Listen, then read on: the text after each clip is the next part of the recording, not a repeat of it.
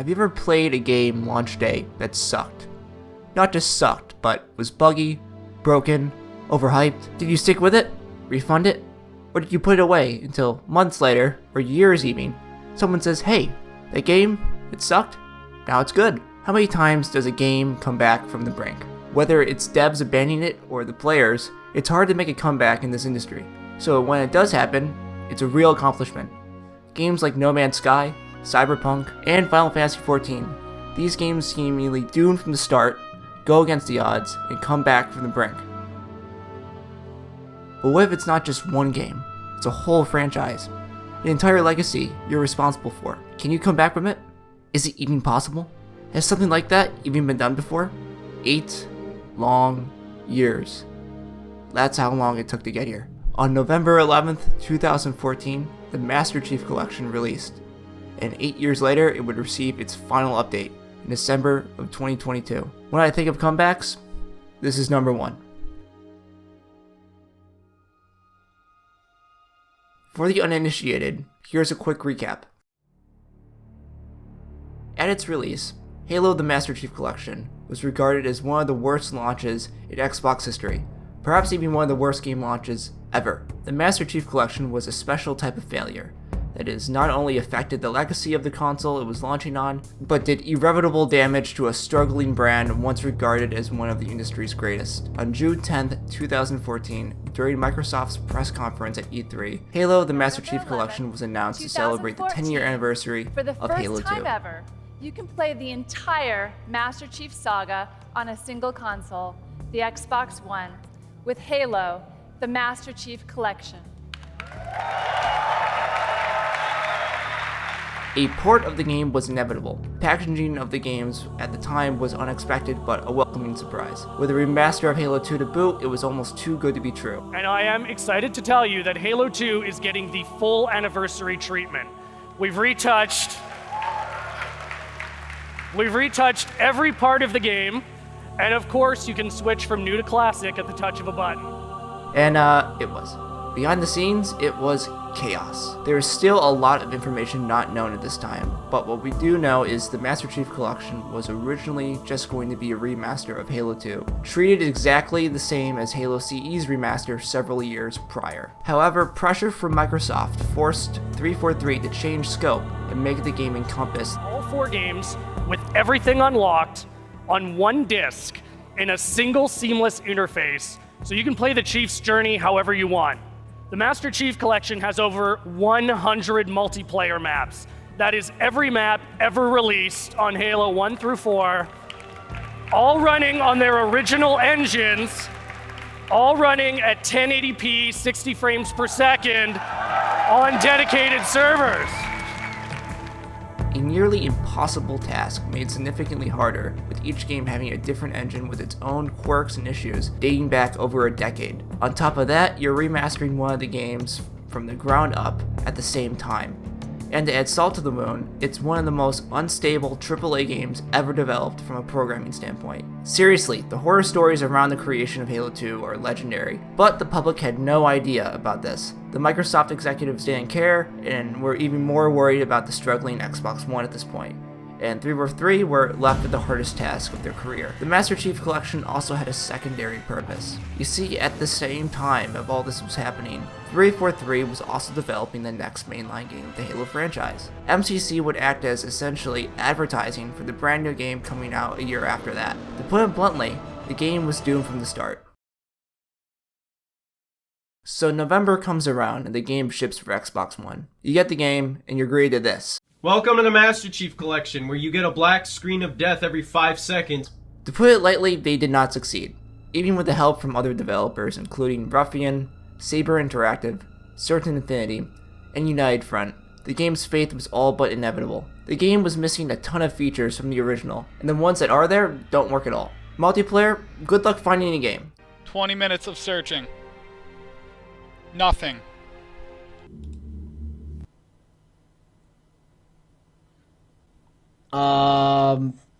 Campaign crashes. Any player customization missing or heavily restricted. But how is this launch worse than games like No Man's Sky, Mass Effect Andromeda, Watch Dogs, Fallout 76, Cyberpunk, year one of every modern Battlefield. These launches were famously plagued with bugs and crashes. How is this game any worse? Well, this goes beyond crashes. Like I said, entire functions of the game were not working at all. When I said the multiplayer wasn't working, it was straight up not working, with impossibly long queue times, aim assist being reversed, and of course, hitboxes being completely bugged. How about online co-op? Hard crash.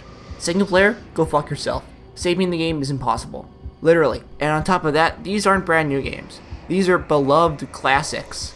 You are not only competing of making a functional game, but you're also competing against nostalgia. It's all of that combined to make it one complete, unmitigated disaster. What was supposed to be a first-party juggernaut arriving to help move console units resulted as another first-party slump for the Xbox One. People were understandably mad, and 343 and Microsoft did issue apologies. Sorry your $60 game doesn't work. Erase a free month of Xbox Live for your troubles. And don't forget your Xbox Gamer avatar. Also, erase Halo ODST and Spartan Ops, I guess. Very cool, John 343. I'm sure your reputation as a mediocre game developer can only be improved by this kind gesture. Over the course of the next year, there were some attempts at patching the game, but they yielded inconsistent success at best, and made the game even more broken at worst. Having a fun time in a game that's 4 months old, and still works as well as it did the day it was released from the womb. Eventually, it seemed the collection would be abandoned with the upcoming release of the next mainline Halo game, and development was moved from MCC to Halo 5, and with that the game would perpetually remain in a dysfunctional state. But your inability to safeguard Halo was a colossal failure. Nay, it was heresy.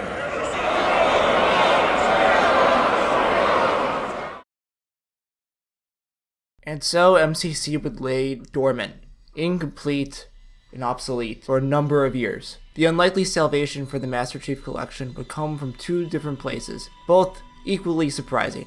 The first being Xbox's half-stepped console, the Xbox One X, a console no one gave a shit about, except for 343 for one reason. One of the key features of the Xbox One X was 4K support for the mainline Xbox games. This included Halo, and as it stood, the Master Chief Collection currently did not support 4K. There was finally an excuse to update the game. It wasn't just 4K support, but high frame rate support, major fixes with the multiplayer backend, adjustable FOV, graphical fixes, and other minor improvements.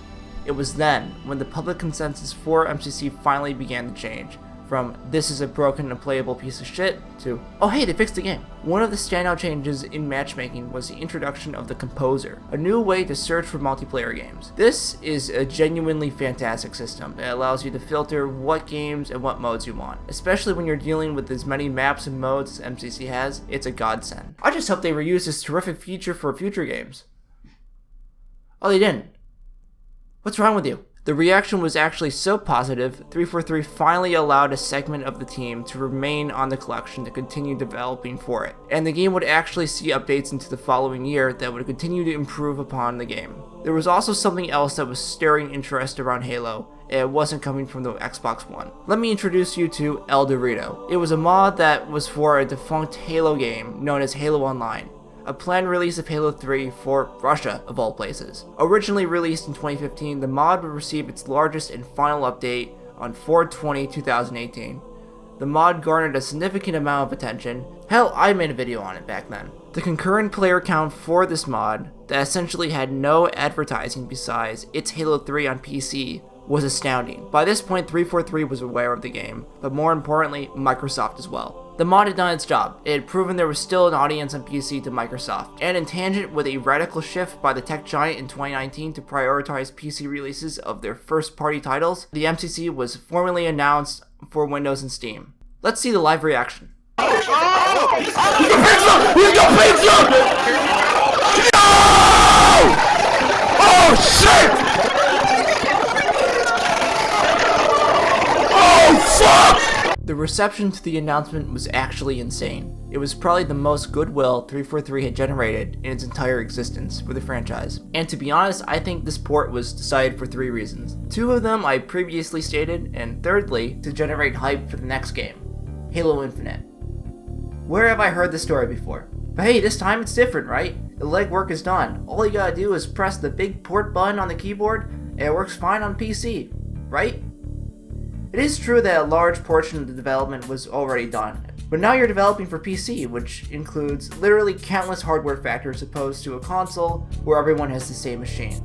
On top of that, 343 promised a whole suite of new features for PC, just like mod tools, crossplay/progression with Xbox, and a custom game browser. This would all need to be built from the ground up. 343 would also have their work cut out for them, with only a year to get the collection out the door before Infinite was to release. So all of this had to be done fast. The decision was made for the collection to be released individually over the course of 2020, starting with Halo Reach, the only mainline game not added to the collection yet. I'm sure no significant world event will happen that would make this already daunting task even harder. The novel coronavirus outbreak spreading across the world, now hitting the United States from coast to coast. Over 100 cases in more than a dozen. So, despite the world circumstances of 2020, 343 somehow had a constant string of seasonal updates, each one including a game edition for PC. But it would also include brand new, much requested game features to the collection as a whole. For example, when Halo Reach released, you got a Battle Pass. But not just any Battle Pass. This is straight up the best Battle Pass implementation I've ever seen. No pay to win, actual good rewards, and 100 tiers of content that would get added onto every future update. Or shit, you want Combat Evolved? Done. Also, here's a progression system with ranks. Side note, you also might be wondering, how is it possible for a AAA developer that specializes in first-person shooters to not include a progression system for this long? I have no idea, but I'm sure they've learned their lesson and won't repeat the same mistake twice. How are you this dumb? It wasn't all perfect, however. The game still suffered from various bugs, granted not nearly as severe as before, but there were still plenty of issues. The games were definitely playable, but could use more time in the oven overall. But we don't have a moment to spare, guys! Halo Infinite is around the corner. It will be here by the end of 2020. We have to finish it on time. By the second half of the year, it had appeared they had smoothed out the workflow internally for updates significantly. There were far less bugs, and with that, more time to add things to the game. Halo 3 brought Forge and increased player customization. ODST added matchmaking to Firefight. This is also the first time ODST had any sort of matchmaking for its Firefight mode, after over a decade of existing. And Halo 4? Well, Halo 4 was just there. By November of 2020, the final substantial update for PC would arrive. In this update, it was explained Halo MCC would take a backseat in development, as Infinite would be arriving very soon and it would be taking priority over anything else. Updates would still be released, but not be nearly as feature-packed as before. And then Halo Infinite arrived on time. The game was great. It was a terrific success story that generated a lot of hype. Oh, it was delayed. Now what? So to catch you up on current affairs at 343, Infinite did not release in 2020. It was actually delayed for an entire year, and the majority of 343 did work on that instead of MCC. So why isn't the video over? Well, MCC still had some missing promises to fulfill, and there were still plenty of bugs to squash. The updates from 2021 to now consisted of something between bug fixes and fan service. For example, Halo Combat Evolved had been famously broken for over a decade at this point, because the whole game was built off the shitty Gearbox version. Over 2021, 343 not only fixed the current bugs, but restored content so it now was identical, finally, to the original Xbox version, after only 20 years. Halo the Master Chief's Collection's seasonal Battle Pass was also still in full effect, and over the past year going onward, had added countless new ways to customize yourself in-game. To list some examples, all of Halo Online's armor sets were now in the game.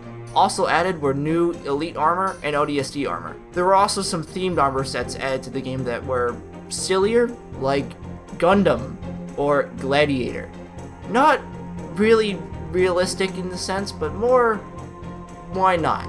At this point, a challenge system was introduced for both PvE and PvP. The interesting part are the seasonal challenges. These are hyper-specific and were much harder, kind of like back in the day where achievements would give you armor sets back in the older Bungie games. Or what if you're a purist and you don't want all these crazy new designs ruining the look of your game? Said literally one guy. But don't worry, 343 literally added a button just for you to toggle on and off. And finally, during this time, 343 fulfilled the last two promises of the collection, the custom game browser and official mod tools. Now, I can't state this enough. Ever since the custom game browser released, I have played very little of the official matchmaking for Halo. I've almost exclusively played custom games, and to be honest, blows everything out of the water for me. And the mod tools? Don't get me started. These are the same tools used by the developers to make the games themselves, and you just don't give that shit out for free anymore. No one does this shit anymore, especially from a AAA developer. What more can be left? December 2022. The long road is over. Over 8 years since its original release, and 2 years since the initial PC release, Halo MCC has its final feature update. With it, potentially its best feature of them all. The Steam Workshop. You can now freely search up custom multiplayer, firefight, and campaign maps, and add them straight to your game with just a click of a button. Now with mods being this easy to set up, the door has not only been blown open for the community, it has been completely blown off its hinges. Hell, complete custom campaigns with multiplayer co-op support just a few clicks away. A brand new way to make multiplayer maps outside of Forge. Hell, just port over the maps from previous games. You like Firefight so much? Cool. Firefight is now in every game. All those old Halo Custom Edition mods from back in the day you like so much, here they are. And at this point you're watching this video and you don't think this is the greatest comeback? Let me spell it out for you one more time. These aren't just performance improvements, quality of life features, bug fixes, or free add-ons. This is bringing games regarded as the best in their genre back to where they were and making them even better. You are competing against the rose-tinted glasses of everyone who has played these games over the past 2 decades. You can't win. But yet,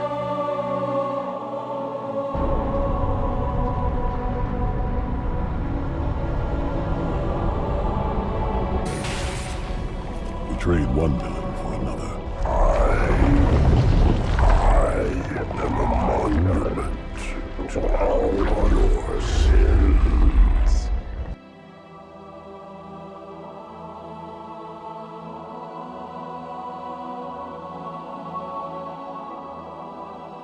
Eight goddamn years of development. I will give credit where credit is due. It's easy to throw 343 under the bus. It's very easy to do, in fact. But despite all of that, they didn't give up. They finished the fight.